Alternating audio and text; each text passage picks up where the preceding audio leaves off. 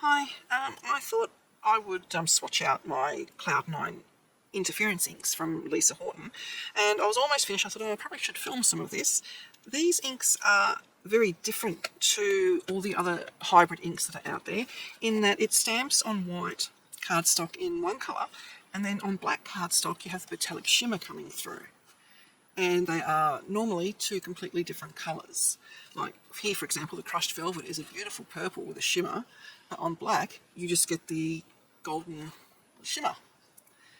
So I thought, because it's a bit of a different process I'm using to swatch these, I'll just show you how I go about doing it.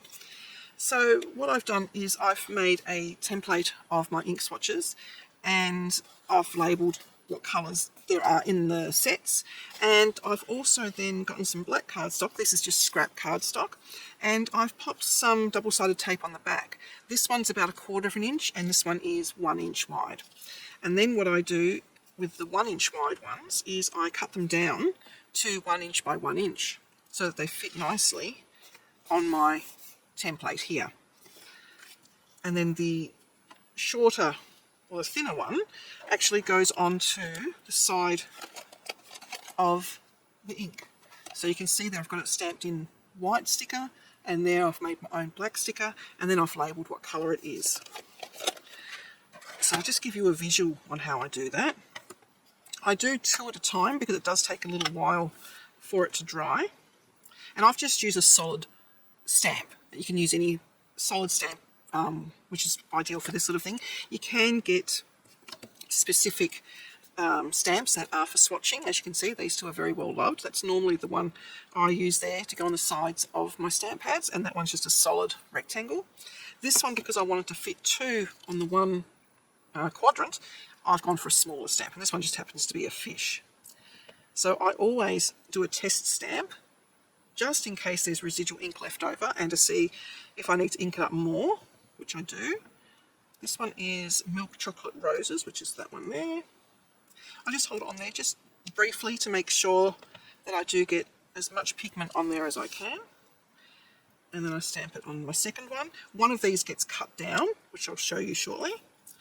And the other one goes into my swatch binder, where I have all of my inks, Copics, Ohuhu, watercolours, anything that needs swatching basically, I have in a master folder. Right, so that's all I need for the fish for that colour, so I'm going to clean that off. And now for the sides of my ink pads, I'm just going to use, this is a sticker sheet. This was the backing off one of them, and it's just full of, I don't know how wide they were actually, probably about 1/2 inch wide stickers. I got it with one of my diamond paintings, and it's just perfect for doing on the sides of my stamp pads.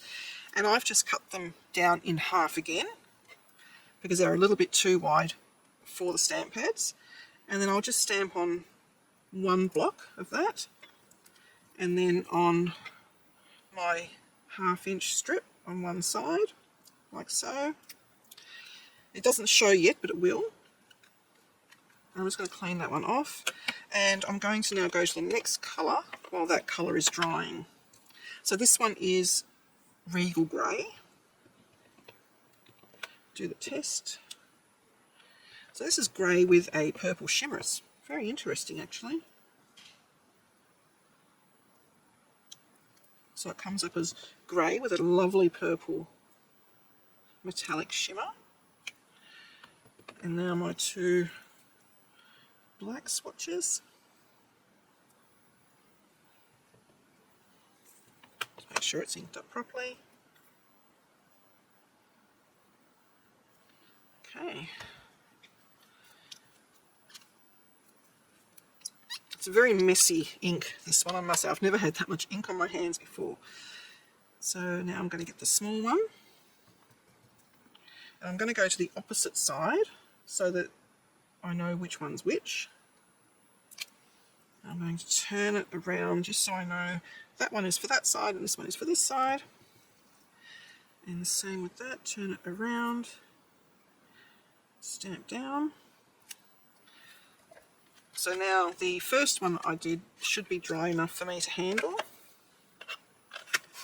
So that was the milk chocolate roses.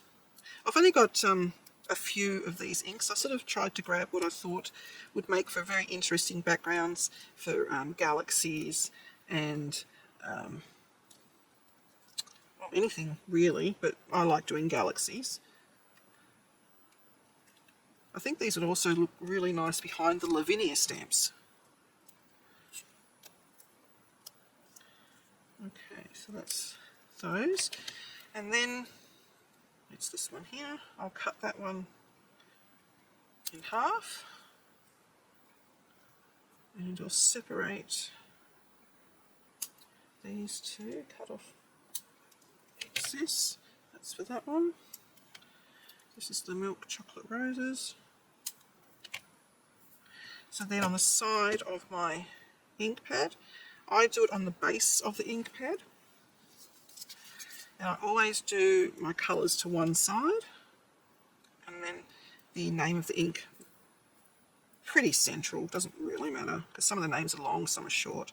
I always do two sides, and that's because when I've got it put away, it doesn't matter sort of how I do it, I can always see one side so I know what colour it is. And that's the black one. So now this one will be dry enough.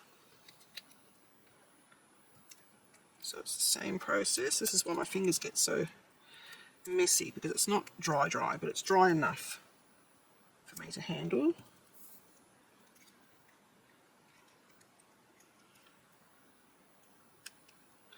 And I find that by swatching out my inks, I use, I can mix the brands together. I know what colours they all are. And I can match paper up with my swatches, which I'll show you in a moment once I cut one of these sheets up.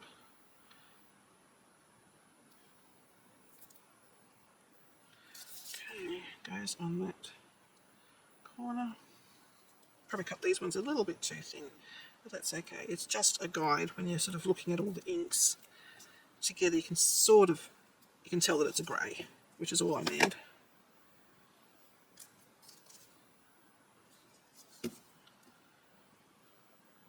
Last bit.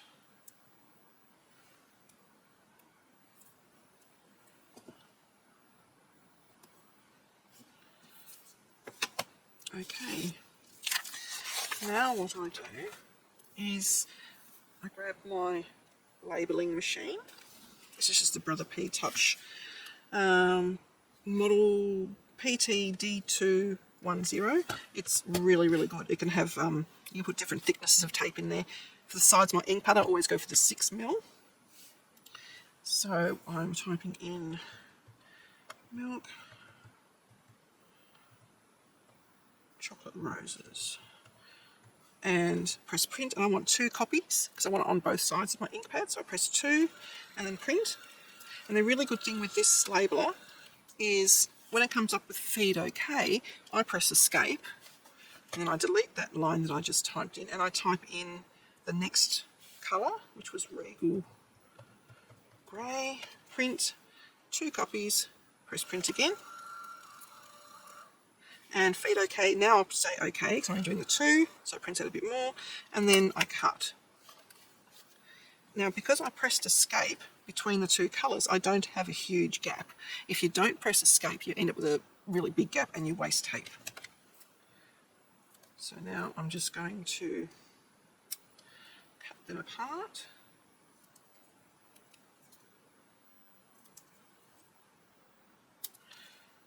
And the Regal. Okay. Milk chocolate roses.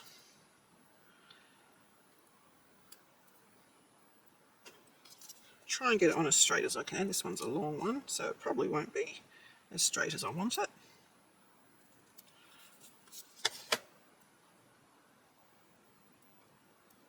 Oops.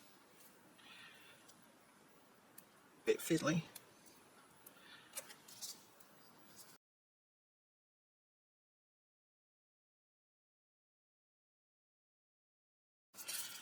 Okay. Nice. And these don't actually fit in my current ink storage. So I just pop them into, it's from Tiffany. I'm just seeing if I've got an empty packet. I don't. I've got, this is something else in the range. This one's called a Karen. It's good for sentiments. I'll show you what I actually use that one for. The Karen is like this. So what I've done is I've bought extra of the little pockets inside, and I store all of my embellishments, all the, you know, the dots and things in there. And then I've got the name of the bag down the bottom in case I want to order more. It has a really good carry handle, and I actually put this on a hook that hangs off the side of my craft trolley. So this bag here with my inks, it is a tight fit, but it's really good. I pop them all in there, close it over, and it has a carry handle on the side. And this one is the Stephanie bag, and it has 4 hard plastic compartments in there, and so you can see at a glance all of the colours you have in there. So one of my lids just popped off. There we go. And then I will label the side of that Cloud9 Interference inks. So with these, one of these will go into my folder, and one I will cut up. I think I'll use that one for my folder, and this is the one I'm going to cut. So you can use a large trimmer, small trimmer, whatever. I'm just going to use my Tim Holtz one. I find guillotines cut nicer. I need to trim off one of them. Try and get it on the line. And then I can go and trim off the sides, other side.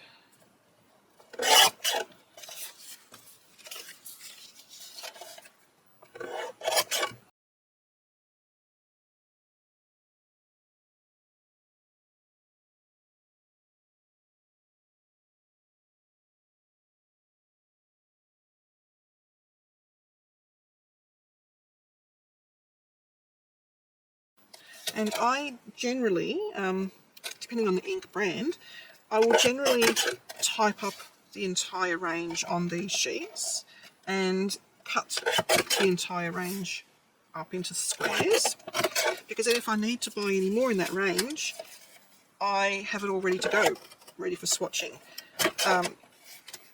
This brand, I don't think I'll get the entire range. I don't think it's necessary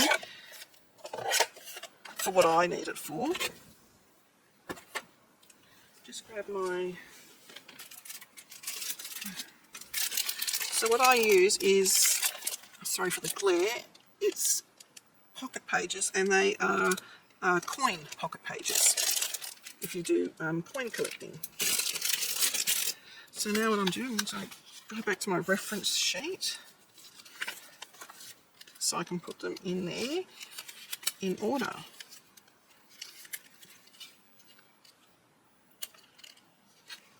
If I can open them up. And then for the ones that I don't have the ink, I actually will go ahead and trim 1-inch strips.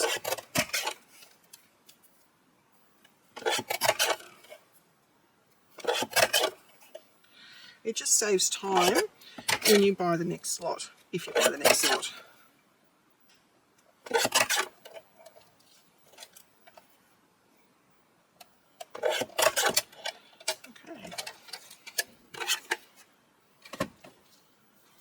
So I've already got that one backed with the double-sided tape, and that will just go into there. So I'll just continue on down, and this is the sort of thing that you end up with.